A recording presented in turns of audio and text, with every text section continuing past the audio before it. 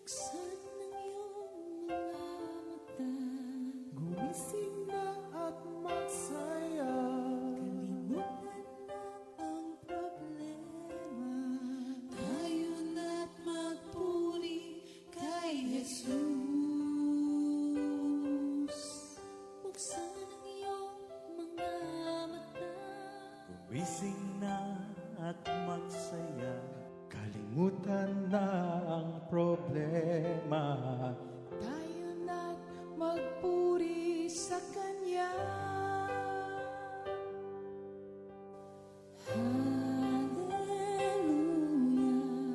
Hallelujah, Hallelujah. hallelujah, hallelujah, hallelujah, Hallelujah.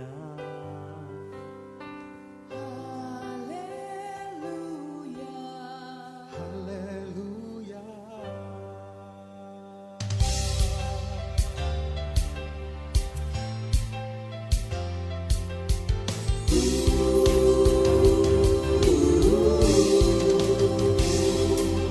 Buksan ang iyong mga mata, gumising na at magsaya. Kalimutan na ang problema, tayo na't magpuri kay Jesus. Buksan ang iyong mga mata, gumising na at magsaya. Kalimutan na ang problema, tayo na't magpuri sa Kanya. Hallelujah, hallelujah, hallelujah, hallelujah, hallelujah, hallelujah, hallelujah, hallelujah. Buksan ang iyong mga mata, gumising na at magsaya. Kalimutan na ang problema, tayo na't magpuri kay Jesus. Buksan ang iyong mga mata, gumising na at magsaya. Kalimutan na ang problema, tayo na't magpuri sa Kanya. Hallelujah, hallelujah, hallelujah, hallelujah, hallelujah,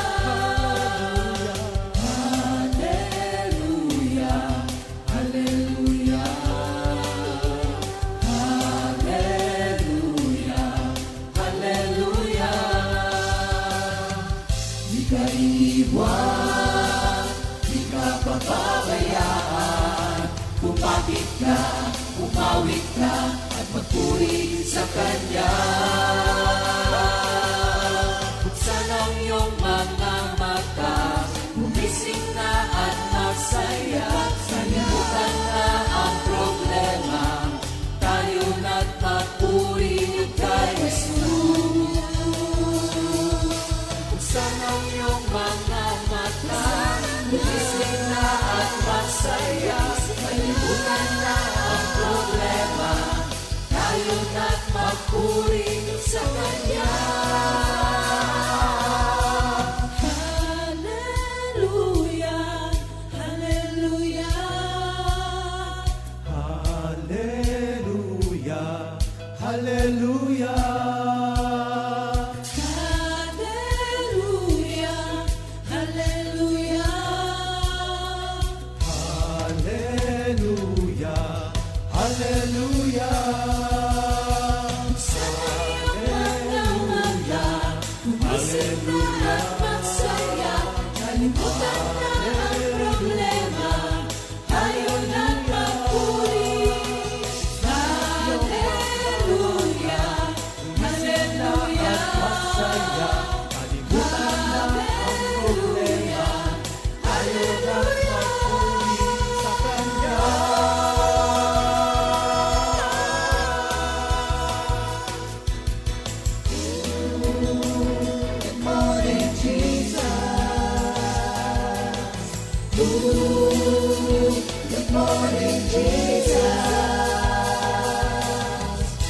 Good morning, Jesus.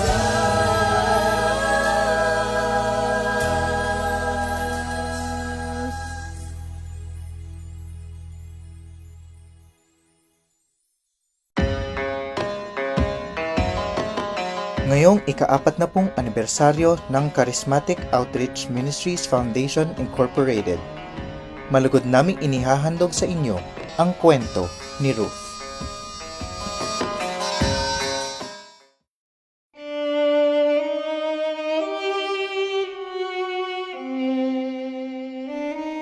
Noong panahon na ang buong bayan ng Israel ay hindi pa pinamumunuan ng mga hari, nagkaroon ng tagutom sa buong lupain.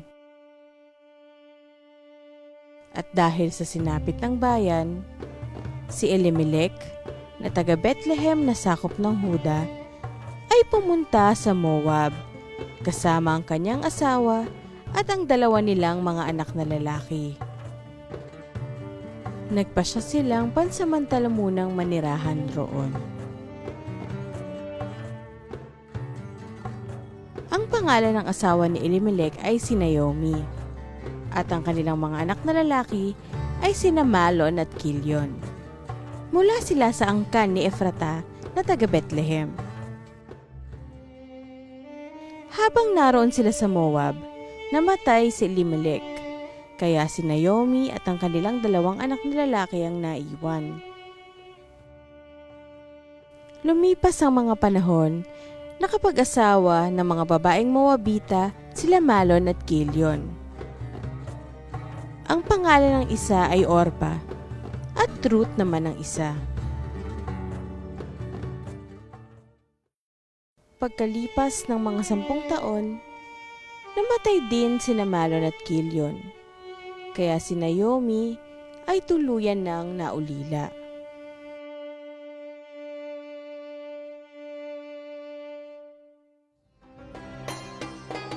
Nang mabalitaan ni Naomi na pinagpala ng Panginoon ang bayan niya sa pamamagitan ng pagbibigay sa kanila ng mabuting ani, naghanda siya at ang kanyang mga manugang upang bumalik sa Huda.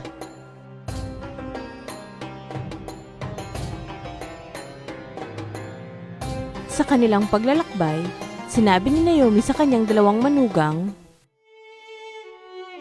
"Huwag na kayong sumama sa akin. Bumalik na kayo sa dati ninyong tahanan at tumira na kayo sa inyong mga magulang. Kung gaanong naging mabuti kayo sa mga yumawat sa akin, naway maging mabuti rin ang Panginoon sa inyo. Itulot nawa ng Panginoon na kayo'y makapag-asawang muli at magkaroon ng sariling pamilya." Niyakap ni Naomi ang kanyang mga manugang para magpaalam. Ngunit, "Hindi namin kayo iiwanan. Kasama po kami sa inyong bayan." Mga anak, huwag na kayong sumama sa akin. Matanda na ako. Kahit makapag-asawa akong muli at magkaanak, at kahit ngayong gabi, magkaasawa ako at magkaanak, mahihintay pa ba ninyo na sila'y lumaki at mapangasawa? Hindi ko nais na maranasan ninyo ang aking kasawian. pagkasabi nito'y lalo silang nag-iyakan.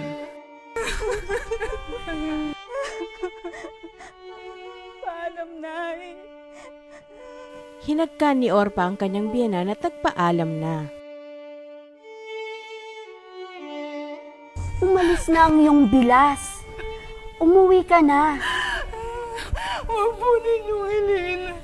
Naiwanan ko kayo. Hayaan na po ninyo na sumama ako sa inyo. Kung saan kayo pupunta, doon din ako pupunta. Kung saan kayo titira, doon din po ako titira. Ang inyong bayan ay magiging aking bayan at ang inyong Diyos ay magiging aking Diyos. Kung saan kayo mamamatay, doon din po ako mamamatay at ililibing. Para saan nawa ako ni Yahweh ng pinakamabigat na kapurasahan. Maginayaan ko na mahiwalay sa inyo at tanging kamatayan lang ang makapaghiwalay sa atin. Nang matiyak ni Naomi na hindi na talaga magbabago ang isip ni Ruth na sumama sa kanya, hindi na siya tumutol. Kaya't nagpatuloy silang maglakbay pabalik sa Huda.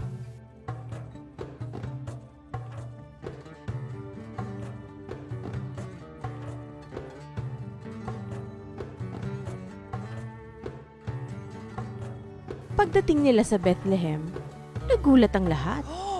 Hindi ba si Naomi yan? Huwag na ninyo akong tawagin Naomi. Tawagin ninyo akong Mara, sapagkat pinabayaan akong magdusa ng makapangyarihang Diyos. Masagana kaming umalis dito ni Elimelech, ngunit nang ako'y bumalik ay wala kahit anong dala. Huwag na ninyo akong tawagin Naomi, sapagkat pinabayaan akong magdusa at binigyan ng kasawian ng Panginoong Diyos. Iyan nga ang nangyari kaya't mula sa Moab, nagbalik si Naomi kasama si Ruth, ang manugang niyang Moabita. Nang dumating sila sa Bethlehem ay simula na ng anihan ng sebada.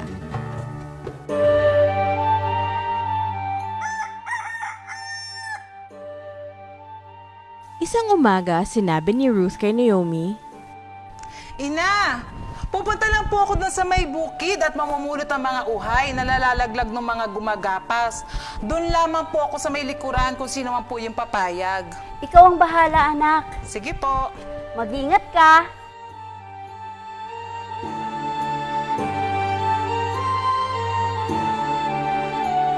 Kaya't si Ruth ay nagpunta sa bukid at namulot ng mga uhay kasunod ng mga gumagapas. Nagkataong ang napuntahan niya ay ang bukid ni Boaz, isang kamag-anak ni Elimelech na napakayaman at iginagalang sa kanilang bayan.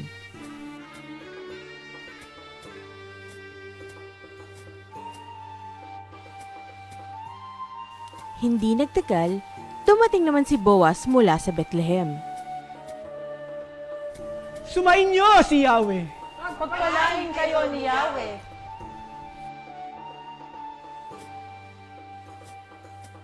Sino ang babaeng yun? Siya po Moabitang kasama ni Naomi nang umuwi siya rito mula sa Moab. Nakiusap po siyang makapamulot na nalaglag na uhay. Pinayagan ko naman. Kaya't maaga pa'y naparito na siya. Anak, huwag ka nang pupunta sa ibang bukid. Dito ka na lamang mamulot kasama ng mga manggagawang babae. Tingnan mo kung saan sila gumagapas at sundan mo sila. Sinabihan ko na ang aking mga tauhan na huwag kang gagambalain.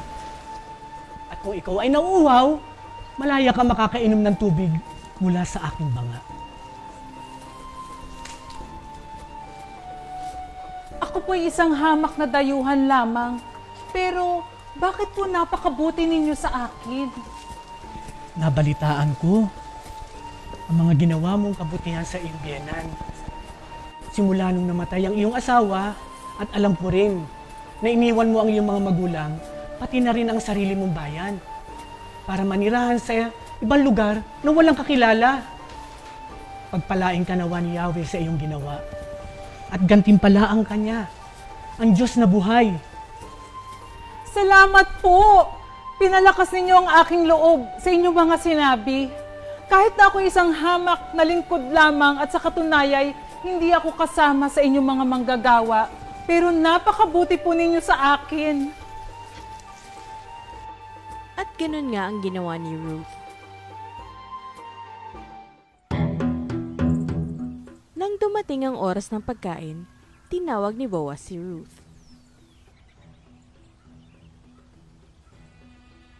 Halika! Halika rito! Kumuha ka ng tinapay at isawsaw mo sa sarsa. Kaya't magiliw na umupo si Ruth kasama ng mga manggagawa at kumain na ito. Binigyan pa siya ni Boaz ng inihaw na sebada.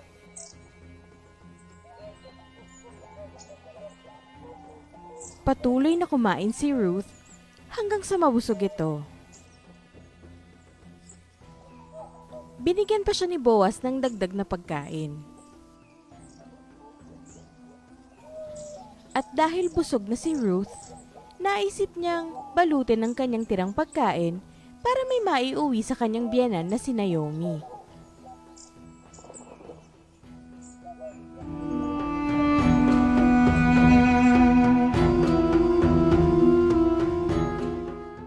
Nang makita ni Boaz na patuloy na namumulot si Ruth, pinagbili na niya ang kanyang mga manggagawa.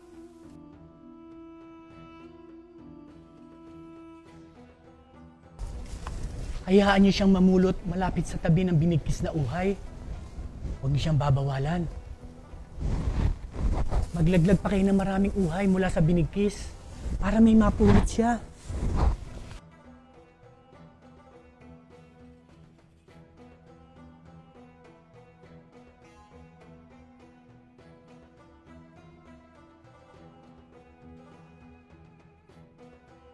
Namulot si Ruth hanggang gabi, at pagkatapos ay giniik niya ang kanyang mga napulot.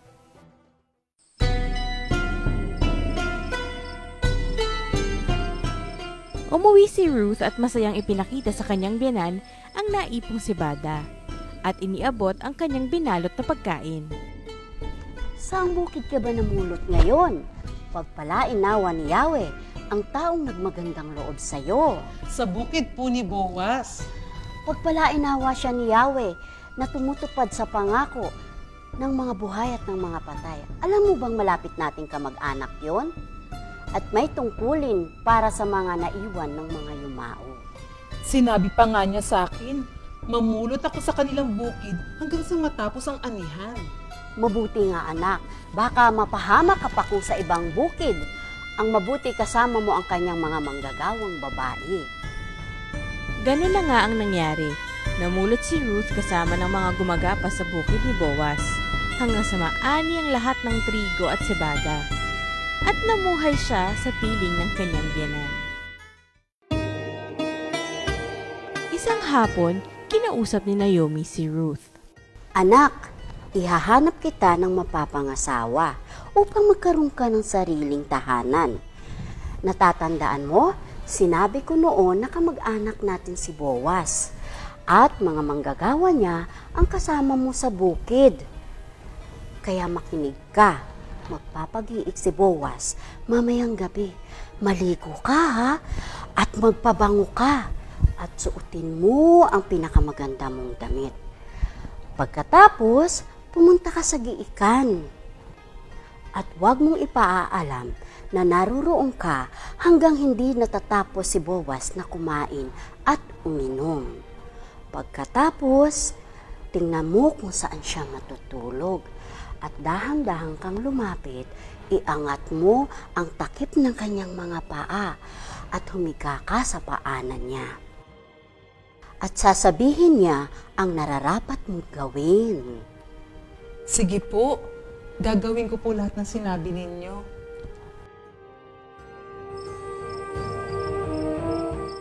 Nagpunta si Ruth sa giikan at ginawa lahat ng sinabi ng kanyang biyenan.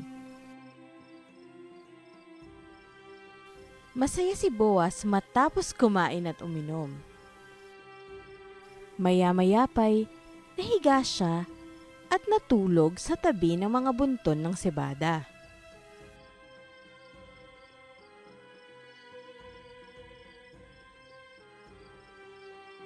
Hinintay ni Ruth na makatulog si Boaz.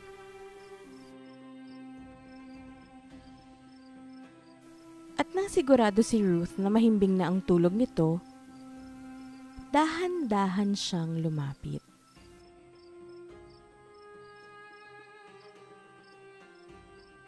Nagtanggal ng kanyang balabal, iniangat ang takip ng mga paa ni Boaz, at natulog sa paanan nito.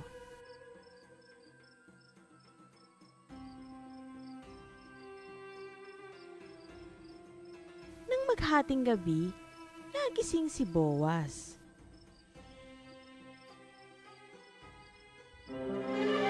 Nagulat siya nang makitang may babaeng nakahiga sa paanan niya. Sino ka? Sino po ang inyong lingkod? Kayo po'y isang malapit na kamag-anak, kaya marapat po ninyong ako'y kalingain at pakasalan. Pagpalain ka ni Yahweh. Pagpalain ka ni Yahweh.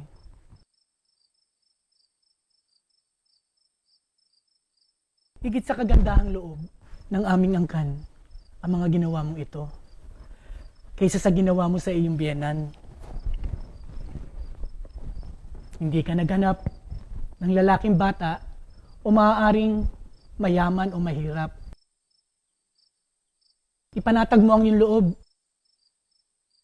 Nalalaman ng buong bayan na isa kang mabuting babae. Gagawin ko ang lahat ng sinabi mo. Oo, totoo nga ako'y malapit ninyong kamag-anak na may tungkulin sa iyo.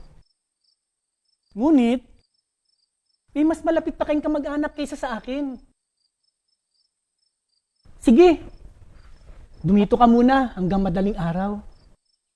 At bukas ng umaga, aalamin natin kung pakakasalan ka ng lalaking sinasabi ko. Kung hindi naman, ipinapangako ko kay Yahweh, ang Diyos na buhay, gagampanan ko ang tungkulin ito. Sige, matulog ka na muna ngayon. Kaya't si Ruth ay natulog sa may paanan ni Boaz hanggang sa mag-umaga.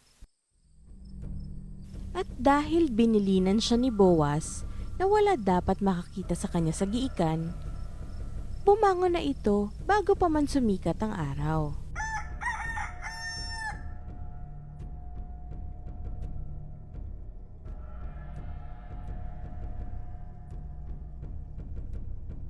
Bumangon na rin si Boaz. Inayos ang sarili. At bago umalis si Ruth, nagwika si Boaz. Iladlad mo ang iyong balabal. Kumuha ito ng sibada at inilagay sa balabal ni Ruth. Masaya itong binalot ni Ruth dahil alam niyang meron siya muling may uuwi sa kanyang biyanan. Nagpaalam na ito kay Boaz at umuwi.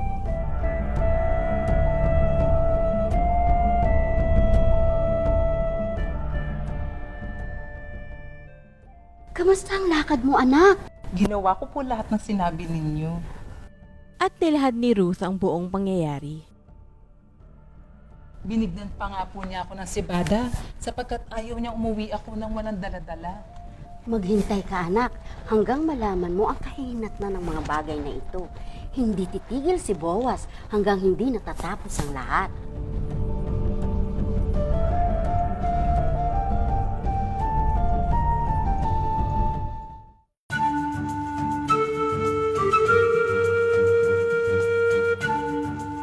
Agad-agad nagtungo si Boaz sa may pintuan ng lunsod at dooy naghintay. Di nagtagal, dumating din ang tinutukoy niyang pinakamalapit na kamag-anak ni Elimelech.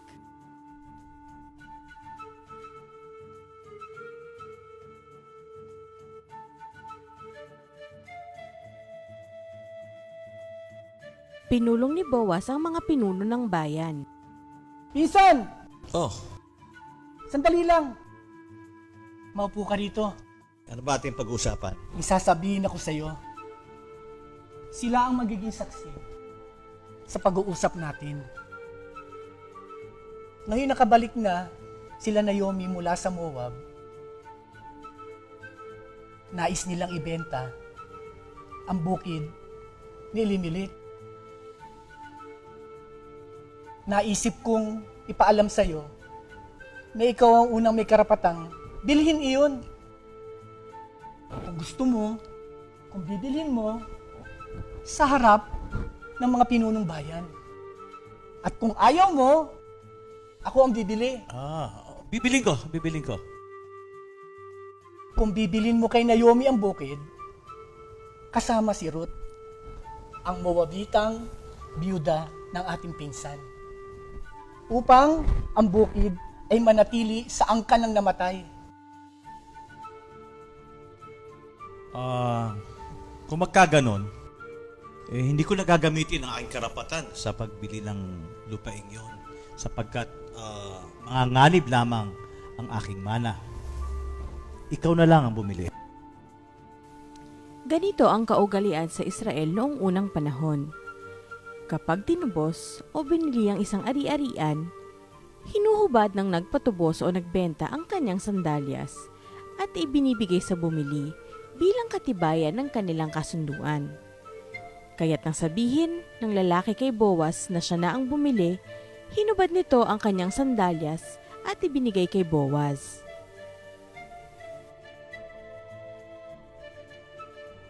Kayo ang saksi ko na binili ko kay Naomi ang bukid. At ang lahat ng nasa pangalan nila, Elimelech, Kilion at Malon.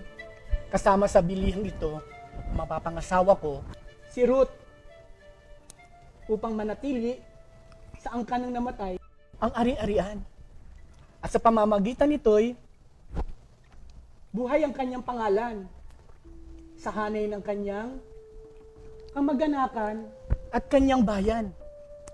Inuulit ko, saksi kayo sa bagay na ito. Pagpalain nawa ni Yahweh ang babaeng yaon. Bigyan ng maraming anak na kagaya ni Raquel at Leah na pinagmulan ng lipi ng Israel. Ikaw naman, Boaz, sumagana ka nawa sa Ephrata at kilalanin sa buong Bethlehem. Matulad nawa sa sambahayan ni Perez, na anak ni Huda at Tamar ang mga anak mo sa batang babaeng iyon.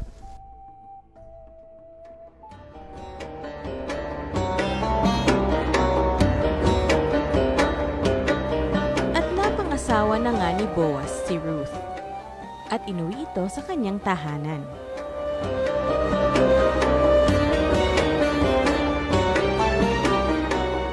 Hindi nagtagal, pinagpala ni Yahweh si Ruth kaya't ito'y nagdalang tao.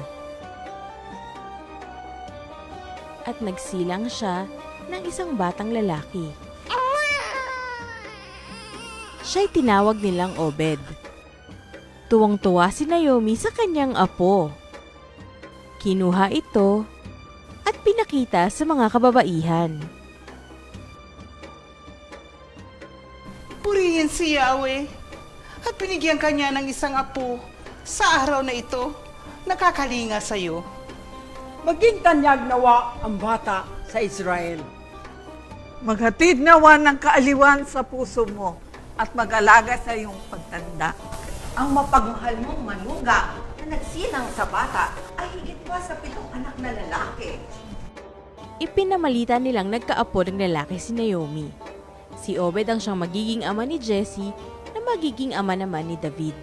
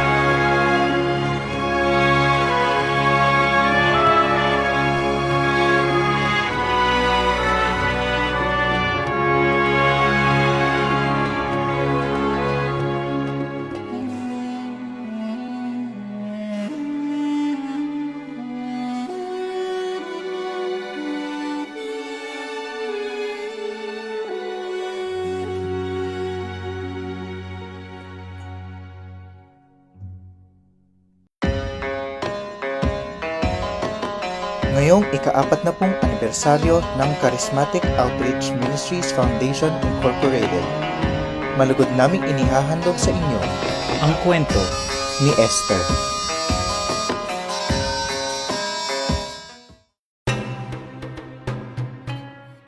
Isang araw, sa palasyo ni Haring Aswero, sa 3 taon ng kanyang paghahari, siya'y gumawa ng isang kapistahan sa kanyang sinasakupan.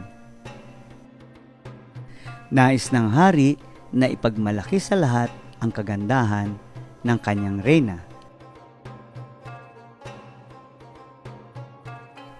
Kaya't inutusan niya ang kanyang sugo upang sunduin si Reyna Basti na kasalukuyan ding may piging para naman sa mga kababaihan.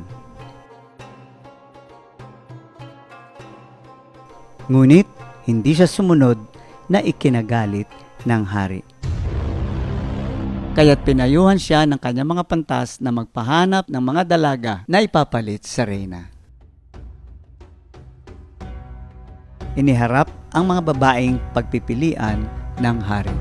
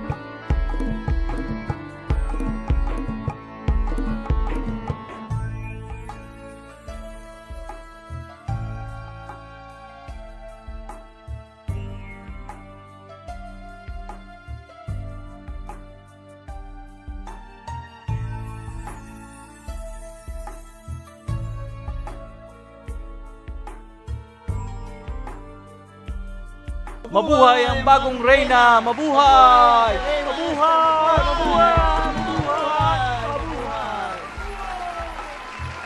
Mabuhay! Mabuhay ka, Reyna Esther, ang bagong reyna ng kaharian. Mabuhay! Mabuhay!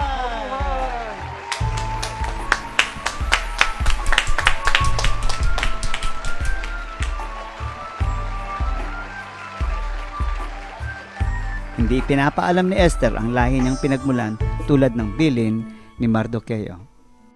Minsan, habang si Mardoqueo ay nasa patio ng palasyo, narinig niya sina Bigtas at Tares na nagbabalak na patayin ang hari. Agad niya itong pinarating sa hari. Nang mapatunayan, ipinabitay ng hari ang dalawa. Ito ay natala sa kasaysayan ng hari ng panahon ding yon.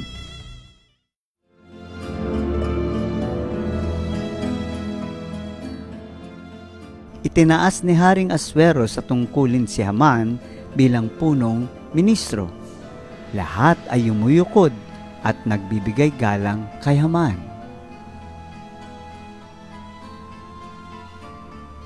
Maliban kay Mardukeo dahil siya ay isang Hudyo. Nang mabatid ito ni Haman, siya ay nagalit at hindi siya masisihan kung si Mardukeo lang ang kanyang ipapapatay, kaya umisip siya ng paraan upang maipapatay ang lahat ng Hudyo. Nang mabuo ang kanyang maitim na balak, nagtungo siya sa palasyo. Mahal na hari, alam niyo ba na may isang samahan ng mga tao na hindi nakikisama sa inyong kaharian? May sarili silang batas at hindi sila sumusunod sa iyong kautusan. Hindi makabubuti yan kung ito'y magpapatuloy, mahal na hari.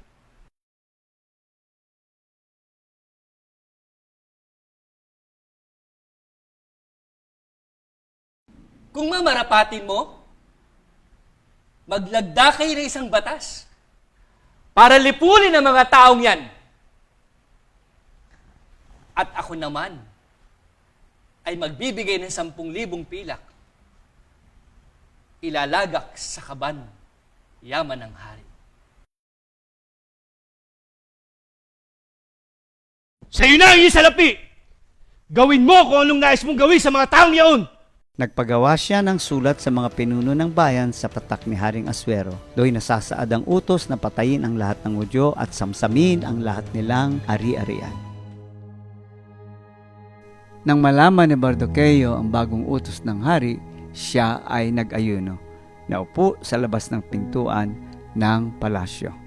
Nang malaman ni Esther ang pangyayari, pinadala niya ng bihisan si Mardukeo, ngunit ayaw niyang kunin. Doon ay sinabi kay Hatak ang buong pangyayari, pati ang ibibigay ni Haman na halaga, mapatay lamang ang mga Hudyo. Ito ang kopya ng sulat ng hari. Pakibigay kay Reyna Esther. At bumalik si Hatak kay Esther at iniabot ang kopya ng sulat.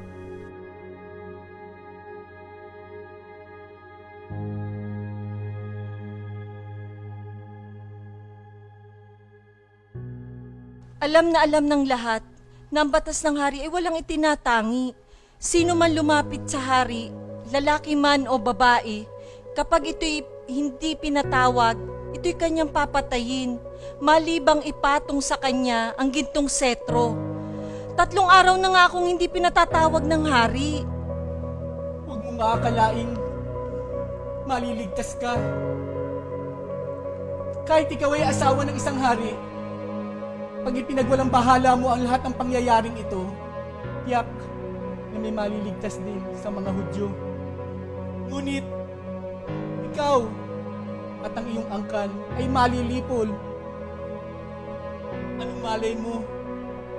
Baka napunta ka riyan para maging kasangkapan sa ganitong pagkakataon. Tipunin niyo mga Hudyo rito sa Susa at ako'y pag-ayuno niyo. Huwag kayong iinom o kakain sa loob ng 3 araw. Pagkatapos, lalapit ako sa hari kahit ito'y labag sa batas.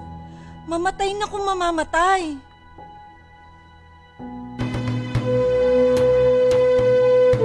Lumipas ang 3 araw mula na mag-usap si Esther at Mordecai. Sinuot niya ang kasuotan bilang reyna at tumayo sa bulwagan ng palasyo sa tapat ng tirahan ng hari. Nalugod ng hari nang makita siya at itinuro niya rito ang kanyang setro. Ano ang nais mo, mahal kong Reyna Esther? Nais ko po kayong anyayahan sa isang piging kasama si Haman. Muling inanyayahan ni Esther ang hari at si Haman sa isang piging na muling pinaunlakan ng hari. Samantala, sa tahanan ni Haman. Mahal kong asawa, mga anak at mga kaibigan, natupad ko na ang pangarap ko sa buhay. Sapagkat ako'y inilagay sa pinakamataas na tungkulin sa palasyo ng hari. At ang totoo niyan, ako'y inimbitahan sa isang salo-salo ni Reyna Esther at ni Haring Asuero.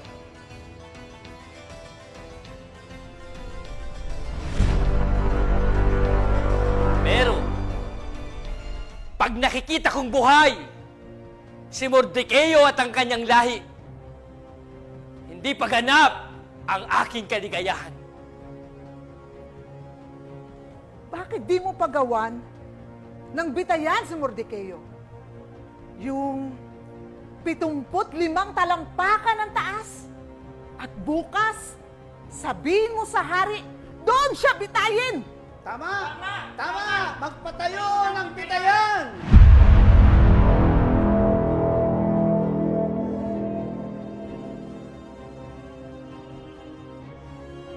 Samantala, napag-alaman ni Haring Asuero na si Mordecai ang nakatuklas ng balak na pagpatay sa kanya.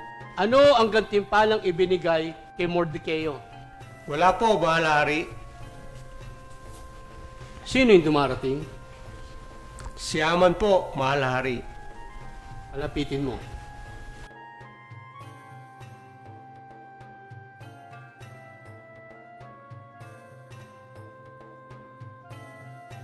Haman, ano ang mainam na gawin sa sino mang nais parangalan ng hari? Mahal na hari, ipakuha po ninyo ang damit na inyong sinuot at ang kabayong sinakyan ng kanyang parangalan o putungan bilang hari. At ang damit ay ibigay isa sa mga pinuno o pangunahing pinuno ng kaharing ito para isuot sa pararangalan.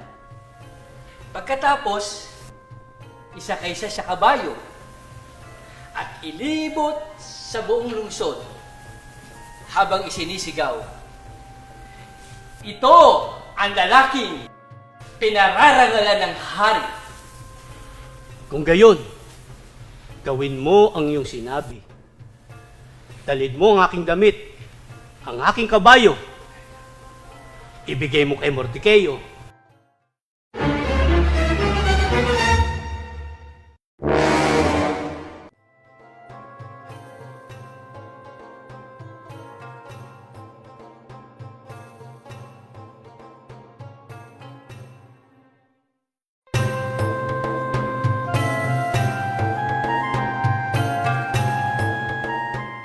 Sa gitna ng piging na inihanda ni Reyna Esther, Reyna Esther, aking asawa, may hilingin ka pa ba? Mahal kong hari, kung nakalulugod ako sa iyo at kung inyong mamarapatin, ay iligtas ako at ang aking lahi. Ako po at ang aking lahi ay ipinagbili upang lipulin. Kung kami ipinagbili upang maging alipin lamang, magsasawalang kibuna po ako, sapagkat ang daranasin naming hirap ay halagang itumbas sa magiging abala ninyo sa pagliligtas sa amin. Sino umisip na gumawa sa inyo to?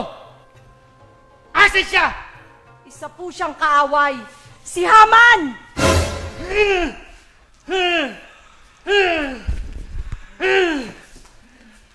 Aha!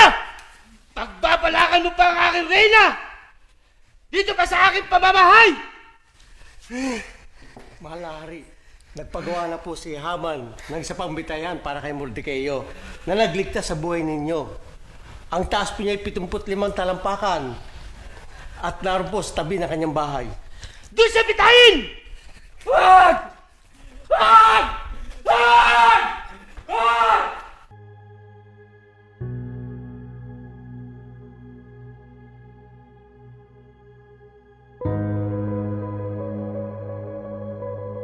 at naparusahan nga ng kamatayan si Haman.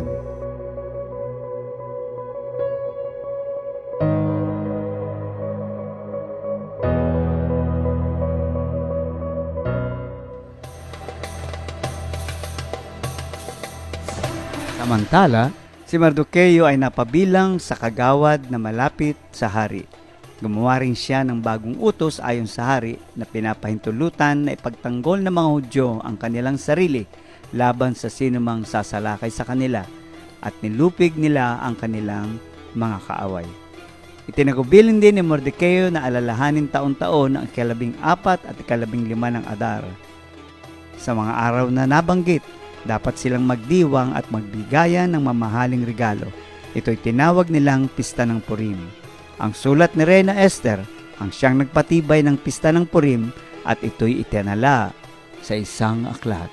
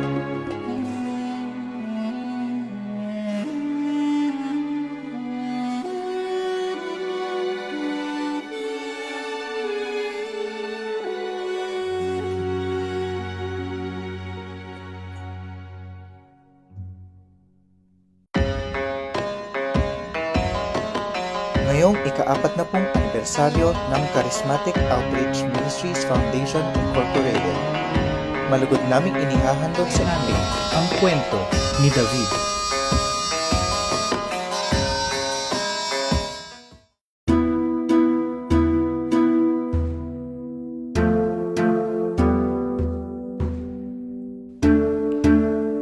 Nakita ni Yahweh na nalulungkot pa rin si Samuel para kay Saul.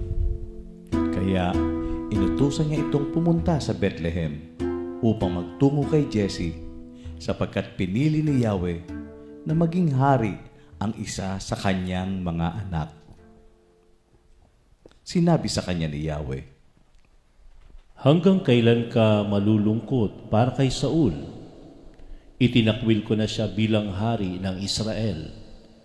Ngayon magdala ka ng langis at pumunta ka kay Jesse na taga Bethlehem, sapagkat pinili ko upang maging hari ang isa sa kanyang mga anak." Paano ko po gagawin yaon? Tiyak na papatayin ako ni Saul pag nalaman niya ang dahilan kung bakit ako nagpunta doon. Magdala ka ng isang dumalagang baka at sabihin mong maghahandog ka kay Yahweh. Anyayahan mo si Jesse sa paghahandog at ituturo ko sa iyo kung ano ang gagawin mo at kung sino ang papahiran mo ng langis.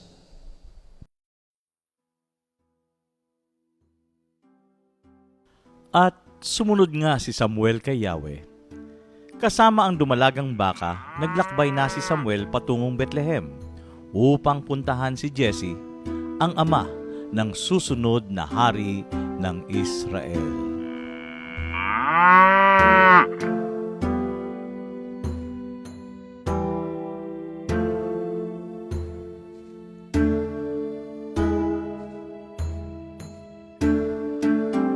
Inanyayahan ng lahat sa paghahandog.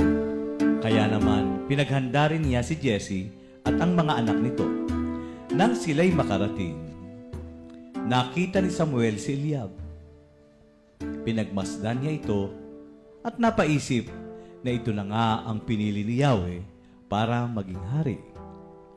Huwag mong tingnan ang kanyang taas at kakisigan, sapagkat hindi siya ang pinili ko. Ako'y hindi tumitingin ang katulad ng pagtingin ng tao. Panlabas na anyo ang tinitingnan ng tao, ngunit sa puso ako tumitingin. Agad na pinatawag ni Jesse ang kanyang bunsong anak na si David, na nagpapastol ng mga tupa. Siya ang pinili ko. Buhusan mo siya ng langis. Agad na kinuha ni Samuel ang sungay na sisidlan ng langis at binuhusan niya si David ng langis. At nilukuban siya ng espiritu ni Yahweh. Nung una pa man, minahal na ko ng Diyos. Nung una pa man, pinili na ko ng Diyos. Di mangangamba o mag-alinlangan pa. Tapat ang Diyos sa kanyang pangako. Ikaw ang aking Diyos. Tunay kang kamangha-mangha, kadakilaan mo aking ihahayag, pagkat pag-ibig mo, Diyos, ay hindi magbabago.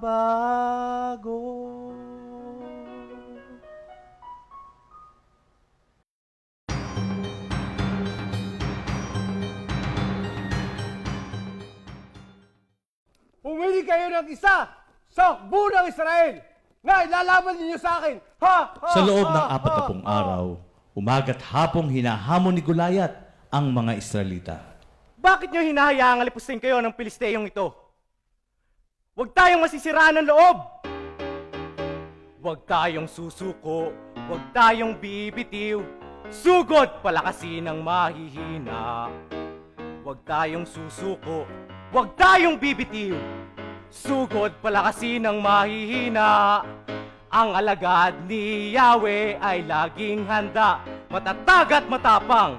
Sa gitna ng digmaan, ang alagad ni Yahweh ay laging handa, matatag at matapang kahit kailan. Ako ang lalaban sa Pilisteyong ito! Buong tapang na hinarap ni David si Goliath. Ikaw! Ikaw lalaban sa akin! Ha! Ha! Ha! Ha! Anong akala mo sa akin? Aso na lalabanan mo? At may dala ka pang patpat? Ha! Ha! Ha! Halika nga rito at may pakayang bangkay mo sa mga ibot, mga hayop. Ang dalawa mo'y tabak at sibat, ngunit lalabanan kita sa pangalan ni Yahweh, ang makapangyarihan Diyos ng Israel na iyong hinahamak. Hindi ako matatakot, pagkat ang Diyos ang kasama ko. Dumaan man ang pagsubok, makakayanan ko. Bababagsakin kita at pupugutan kita ng ulo. Sa gayon, malalaman na buong daigdig na may Diyos sa Israel. At makikita lahat ng narito na makapagliligtas si Yahweh kahit kung ang tapak o sibat. Kay Yahweh ang labanan na ito at ibinigay ka niya sa aming mga kamay.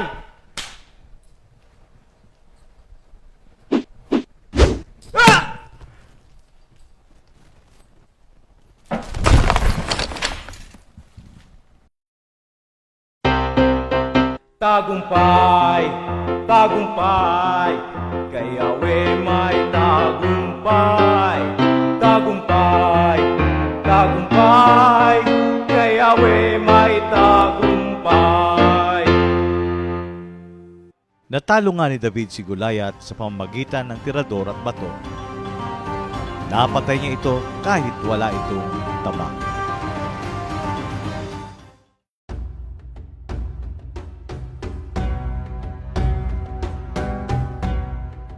Si Sinugo ni Yahweh si Nathan kay David.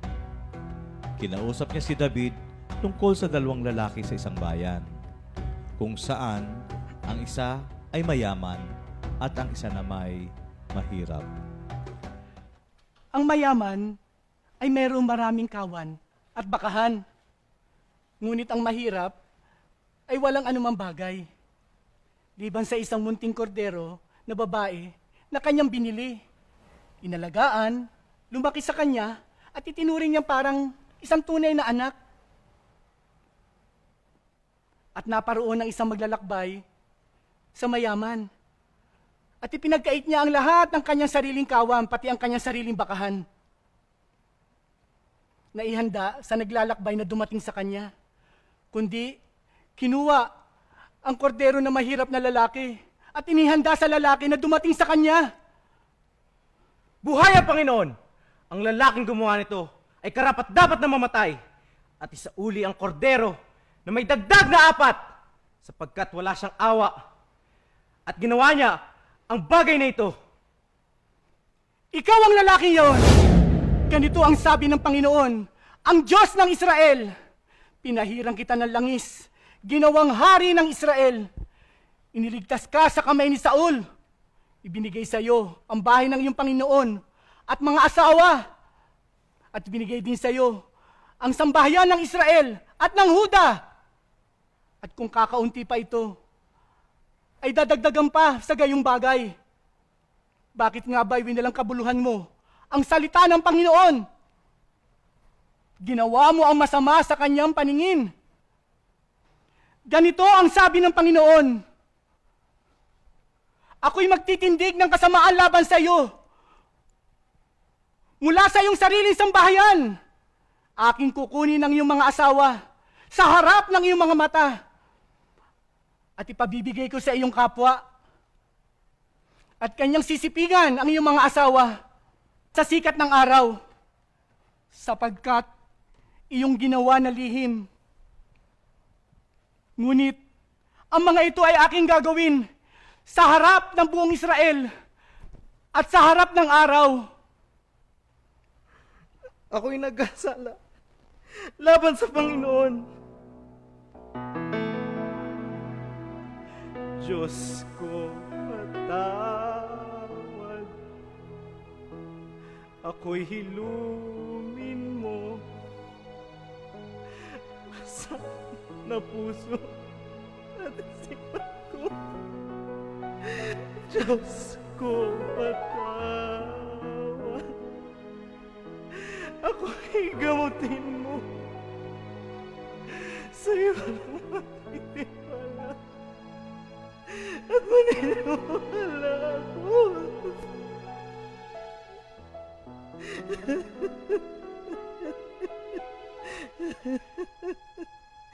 Inalis din ng Panginoon ang iyong mga kasalanan. Di ka mamamatay.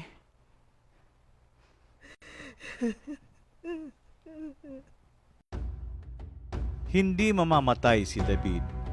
Ngunit dahil sa kanyang ginawa, binigyan niya ng malaking pagkakataon ang mga kaaway ng Panginoon upang magsipagtungayaw. Ang bata naman na kanyang anak ay walang pagsalang mamamatay.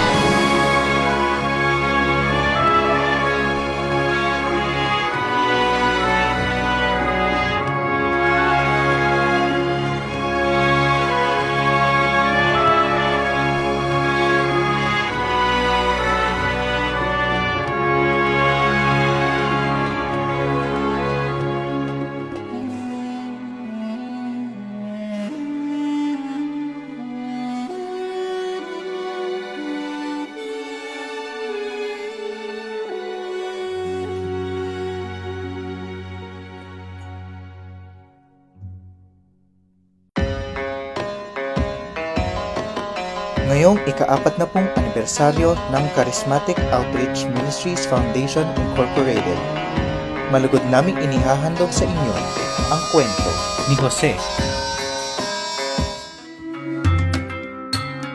Si Jacob ay nanatili sa Kanaan sa lupaing tinirhan ng kanyang ama.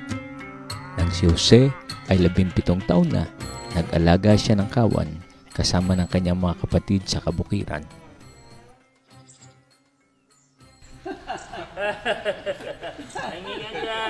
Mga kapatid, nakikita niyo ba yung nakikita ko?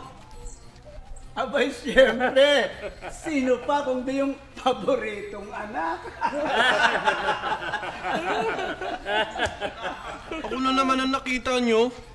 Mabuti pa mga kuya ilipat natin ang mga baka. Banda doon. Doon mas maganda mga damo doon. Di ikaw maglipat, ikaw nakaisip eh. Lipat daw. Di ikaw na ang magaling. Ikaw na ang paborito. Susuko kayo kay ama.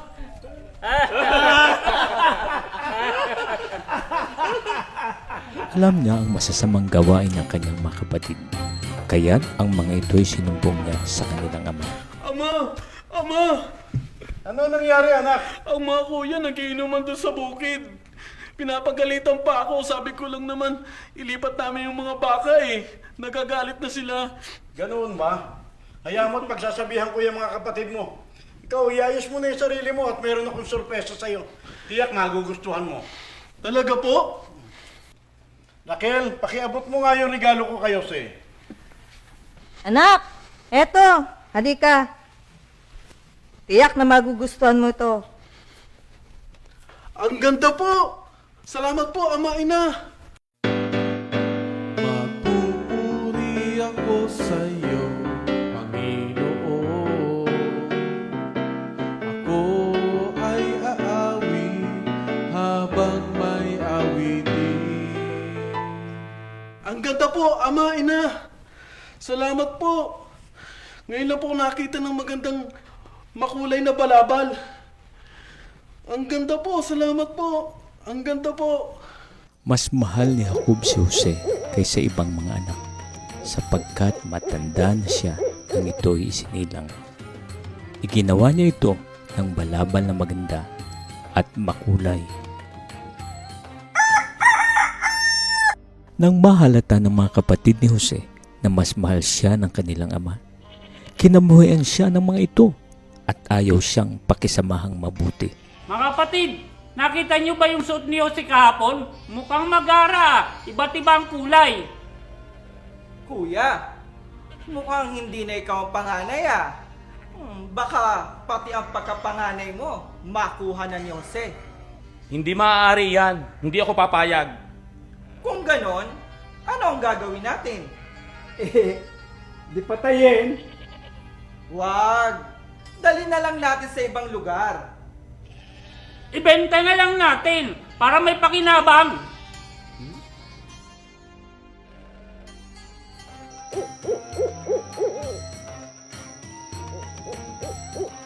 Sobrang saya ko sa regalo ni ina at ama.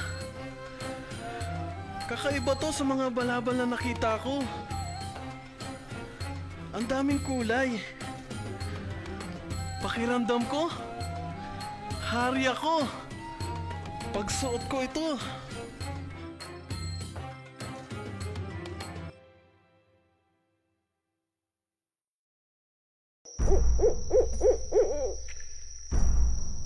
Minsan, nanaginip si Jose. Kinabukasan, ikinuwento niya ito sa kanyang mga kapatid. Napanaginipan ko na tayo'y nasa bukid at nagbibigkis ng trigo. Tumayo ang aking pinigkis at yumukod naman sa paligid nito ang inyong mga pinigkis. Ano? Ibig mo sabihin maghahari ka sa amin? Nang ito'y marinig nila, lalo silang namuhi kay Jose. Kinagabihan, muling nanaginip si Jose. Isinalaysay ni Jose sa kanyang mga kapatid at ama ang kanyang mga panaginip. Napanaginipan ko na ang araw, ang buwan, at ang 11 bituin ay yumuko sa aking harapan. Ano? Ano ang ibig mo sabihin? Kami ng iyong ina at mga kapatid ay yuyukod sa harapan mo? Kalukuhan, ano ka na ang panaginip yun? Dahil dito, nagalit na rin ang kanyang ama. Isang araw, nasa Sikem ang mga kapatid ni Jose at pinapastol doon ang kawan ng kanilang ama. Sinabi ni Jacob kay Jose, Jose, gumaya ka at sumunod sa iyong mga kapatid. Opo. Tignan mo kung sila ay nasa maayos na kalagayan. Pagkatapos, bumalik ka kaagad para malaman ko kung anong kalagayan nila doon. Umayo ka na. agad-agad na sumunod si Jose sa kanyang ama. Malayo pa'y natanaw na siya ng kanyang mga kapatid. Ayan na, parating na yung taong mahilig managinip. Patayin na natin yan. At ihulog natin dito sa balon. At sabihin natin na siya ay pinatay ng isang mabangis na hayop. Tignan natin kung magkatotoo ang mga panaginip niya. Huwag natin siya papatayin. Huwag natin siyang pagbubuhatan ng kamay. Ihulog na lang natin siya sa balon.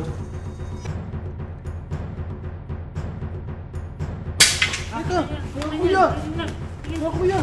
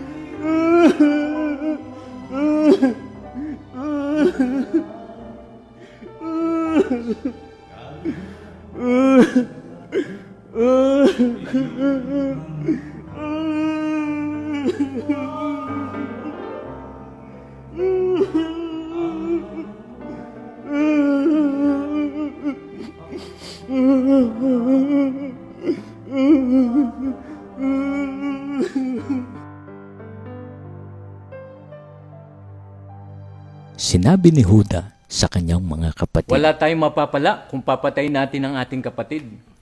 Mabuti pa ipagbili na lamang natin siya sa mga Ismailita kaysa saktan natin. Siya'y kapatid din natin. Laman ng ating laman at dugo ng ating dugo. Pagbalik ni Ruben sa balon, Jose! Jose!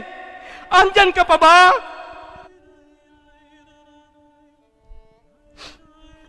Anong gagawin ko ngayon? Wala na ang aking kapatid na si Jose. Anong sasabihin ko ngayon kay Ama? nagpatay sila ng kambing at itinubog sa dugo nito ang hinubad na damit ni Jose. Pagkatapos, dinala nila ito sa kanilang ama at sinabi, Natagpuan po namin ang dugo ang damit na ito. Tignan nga po ninyo kung ito'y damit ng mahal ninyong anak. Kay Jose nga ito. Ano nangyari sa aking anak? Pinatay siya ng mabangis na hayop. Kawawa si Jose. Kung hindi ko siya inutusan, di magkakaganito. Kawawa ang aking anak!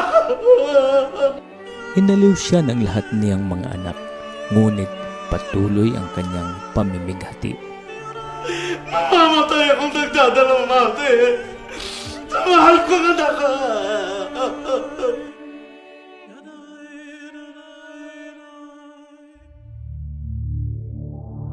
Si Jose ay napadpad sa lupain ng Ehipto at dumaan ang mga panahon siya ay naatasan ng kapitan na tagapamahala sa loob ng bilangguan. Isang gabi, ang tagapangasiwa ng mga inumin at ang punong panadero ay parehong nanaginip. Kinaumagahan, nang dumalaw si Jose, napunan niyang nababalisa ang dalawa. Bakit kayo malungkot? Nanaginip kasi kami. Pero wala makapagpaliwanag sa amin kung ano ang kahulugan nito. Ang Diyos ang nagbibigay ng kaalaman ng kahulugan ng mga panaginip. Sige, sabihin niyo sa akin kung ano ang inyong mga panaginip. Nanaginip ako. May isang puno ng ubas sa aking harapan at may 3 sanga. Tumubo ito, namulaklak, nahinog ang mga bunga. Pumitas ako ng ubas, agad pinigas sa saro at ibinigay ko sa hari. Ito ang kahulugan ng panaginip mo. Ang 3 sanga ay nangangahulugan 3 araw. Hindi matatapos ang 3 araw, ika'y palalabasin ng mahal na Faraon at pababalikin sa trabaho bilang tagapagsilbi ng alak. Naway alalahanin mo ako kapag nasa mabuti ka ng kalagayan. At bilang pagpapakita sa akin ng kabutihan, banggitin mo na rin ako sa Faraon para makalabas dito sa bilangguan. Pagkarinig ng punong panadero na magandang kahulugan ng panaginip ng kanyang kasama, sinabi nito kay Jose.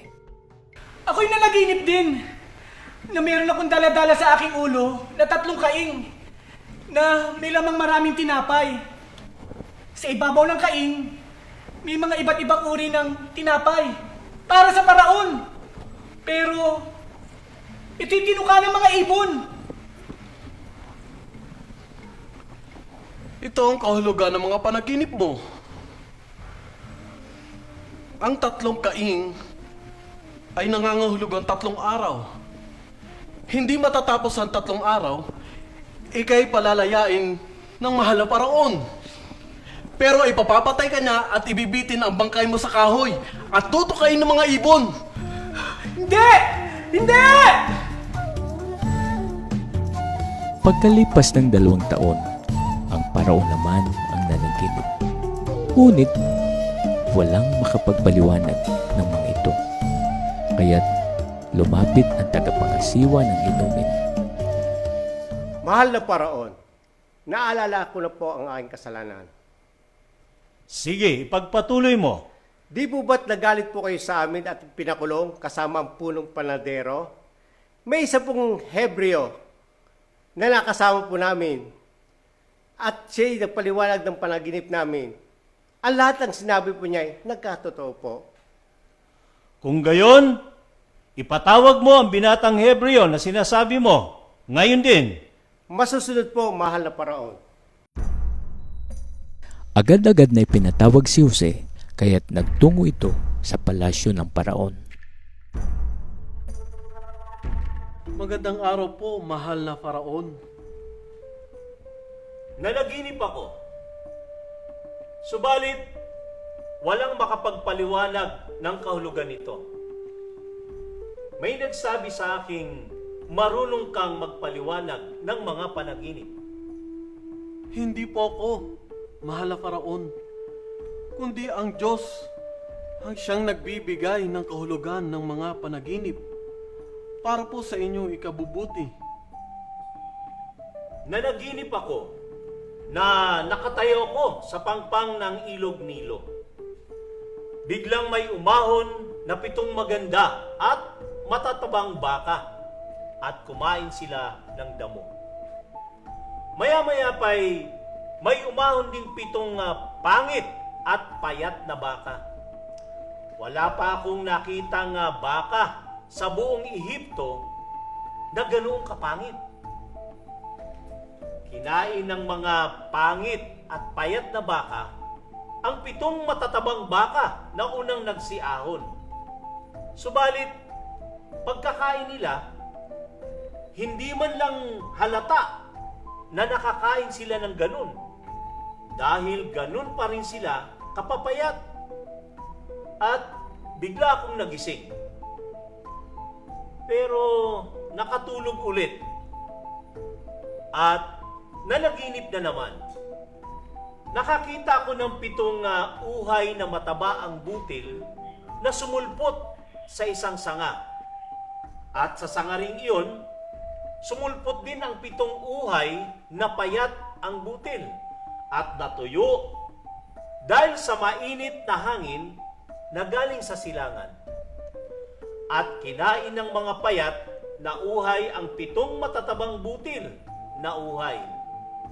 Sinabi ko ito sa mga salamangkero, subalit wala ni isa man sa kanila ang makapagpaliwanag ng kahulugan nito. Mahal na Paraon, ang 2 panaginip po ninyo ay iisa lang ang kahulugan. Sa pamamagitan ng mga panaginip po ninyo, ipinapahayag sa inyo ng Diyos na kung ano ang kanyang gagawin. Ang 7 matatabang baka at 7 matatabang uhay ay parehong 7 taon ang kahulugan. Ang 7 payat at pangit na baka at ang 7 payat na uhay ay nangangahulugan po na 7 taong taggutom. Sa loob po na darating na 7 taon, magiging labis ang kasaganaan ng Ehipto. Pero susundan po agad ito ng 7 taong taggutom. 2 beses po kayong nananaginip, mahal na Paraon, para malaman nyo na itinakda ng Diyos na mangyayari ito at malapit na itong mangyari. Kaya ngayon, mahal na Paraon, iminamungkahi ko po na dapat kayong pumili ng isang matalinong tao para mamahala sa buong lupain ng Ehipto. Sapagkat sinabi sa iyo ng Diyos ang mga bagay na ito, wala na siguro pang tao na may kaalaman at pangunawa na kagaya mo. Gagawin kita ngayon na tagapamahala ng aking kaharian at gobernador ng buong Ehipto at susunod sa iyo ang lahat ng tauhan ko. Pero mas mataas pa rin ang karapatan ko kaysa sa iyo. Ako ang hari rito sa Ehipto, pero walang sino man ang gagawa ng kahit ano rito sa Ehipto nang walang pahintulot mo. Nagustuhan ng Paraon ang panukala ni Jose at simula noon ay ginawa na siyang gobernador ng Ehipto. Nang mabalitaan ni Jacob na maraming pagkain sa Ehipto, pinapunta niya ang kanyang mga anak upang bumili ng pagkain. Nakilala agad ni Jose ang mga kapatid niya, ngunit hindi siya nagpahalata. Mga taga saan kayo? Mga espiya kayo? Pumunta kayo rito para tingnan kung ano kahinaan ng bansa namin? Hindi po kami mga espiya. Pumunta po kami rito para bumili ng pagkain. Magkakapatid po kami lahat sa isang ama. At nagsasabi po kami ng totoo. Hindi po kami mga espiya. Hindi ako naniniwala. Pumunta kayo rito para tingnan kung ano kahinaan ng bansa namin. 12 po kami magkakapatid. At isa lang po ang aming ama na ngayon ay nasa Kanaan. Ang bunso po namin ay naiwan sa kanya. At ang isa po naming kapatid ay wala na. Kagaya na sinasabi ko, mga espiya talaga kayo. Hindi po. Pero, susubukan ko kayo kung totoo talaga ang mga sinasabi ninyo. Isinusumpa ko sa pangalan ng Paraon na hindi kayo makakalis dito hanggat hindi nyo maisasama ang bunsong kapatid ninyo. Kung nagsasabi kayo ng totoo, magpaiwan ng isa sa inyo at makakauwi kayo. At makakapagdala kayo ng pagkain. Pagkatapos, dalhin nyo rito ang bunsong kapatid ninyo para mapatunayan na hindi kayo nagsisinungaling at para hindi ko kayo ipapatay.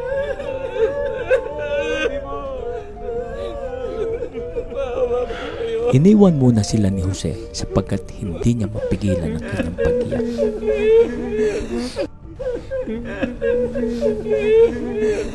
Kasalanan natin to. Nananagot tayo sa ginawa natin sa ating kapatid. Kasi makita natin nahihirapan at nagmamakaawa. Wala tayong ginawa. Kaya dahil doon, itong ibinunga ng kahirapan ng ating buhay.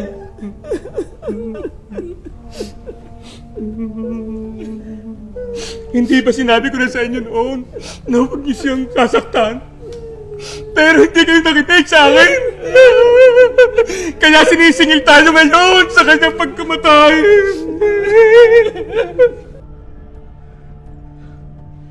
Nang panatag ng kanyang kalooban, bumalik siya at ibinukod si Simeon. Ikapos ang isang yun!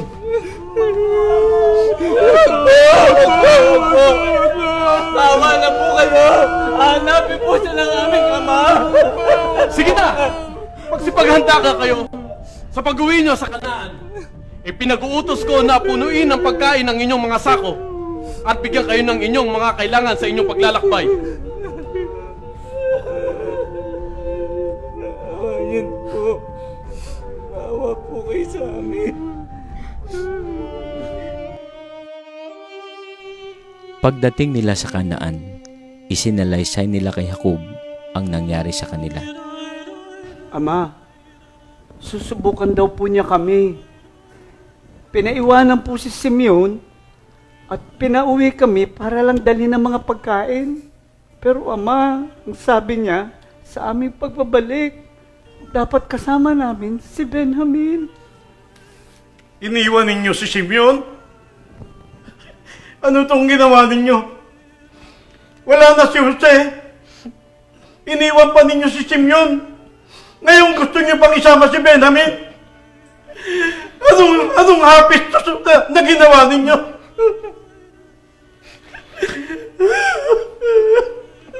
Ama, ako na po ang bahala sa kanya.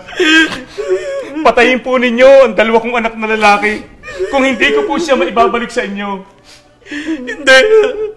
Hindi ako makapapayag. Hindi niyo may pagsasama si Benjamin. Namatay na yung kanyang kapatid. Ngayon, pagsasama niyo pa. Siya na lang ang natitira. Mamamatay ako sa hapis na ito. Sobra kong ikalulungkot ito. Matanda na ako, mga anak.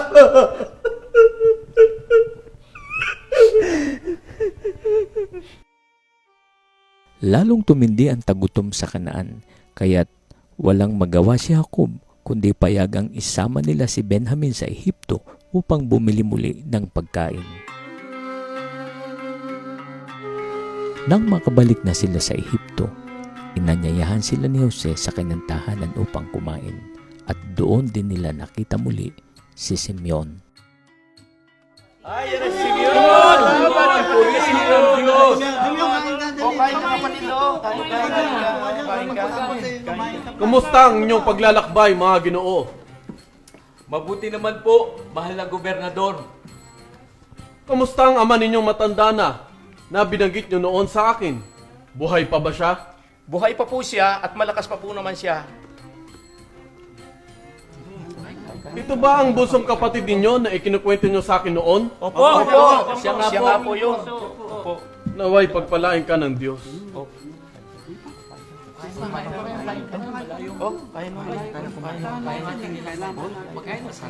Ayan na, yun yung pagkain.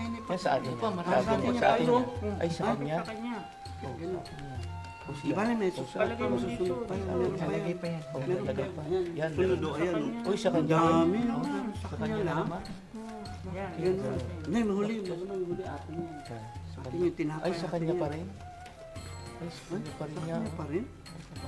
Diba na, kaya naman tayo. Kain tayo. Kain yung anak. Kain tayo.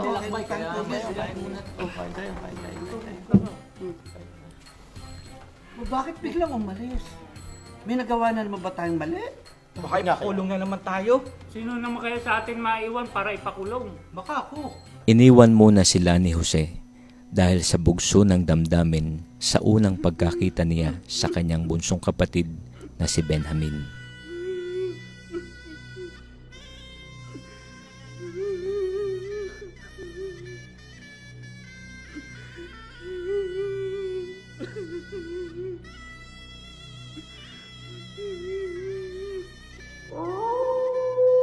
Kinagabihan, inutusan ni Jose ang kanyang mga katiwala na punuin ng trigo ang kanilang mga sako at ilagay din doon ang kanilang ibinayad.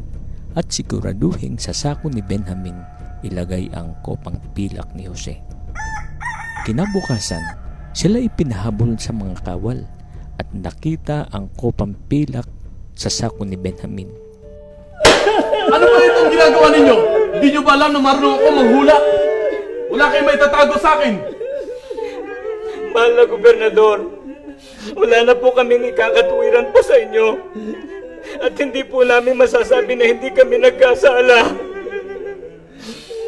Ang Diyos po ang naghahayag ng aming mga kasalanan. Handa po kami magpahipin sa inyo kasama po nung kumuha ng inyong kopa. Hindi! Hindi ko gagawin yon. Kung kanino nakita ang kopa, siya ang gagawin kong alipin. Ang iba'y makakauwi na sa inyong ama. Mahal na Gobernador, ako na lang po ang magpapaiwan dito bilang alipin ninyo. Sa halip ng aming kapatid. At payagan nyo na lang po siyang makauwi. Hindi ko po kayang tiisin na makita ang masamang mangyayari sa aming ama. Parang awa nyo na po.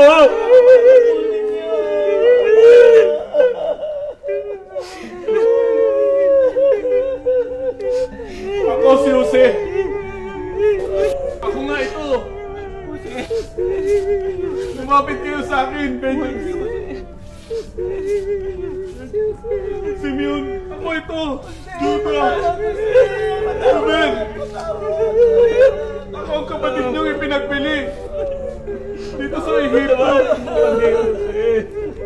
Ang Diyos ang nagsugo sa akin dito.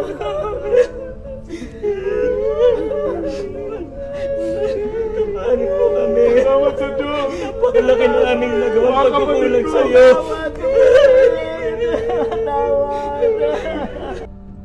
Umuwi na sila sa Kanaan upang sunduin ang kanilang ama at ang buong angkan, at naglakbay sila pabalik ng Ehipto. Ama ko! Ama ko! Jose! Ikaw nga ba yan? Opo, ako po ito, Ama. Ang minamahal kong anak. Opo, ako po si Jose. Buhay ka, napakabuti ng Diyos sa atin. Ngayon ay handa na akong mamatay. Kapagkat nakita na kitang buhay. Namuhay na masaya, masagana at payapa ang buong angkan ni Jose sa lupain ng Ehipto.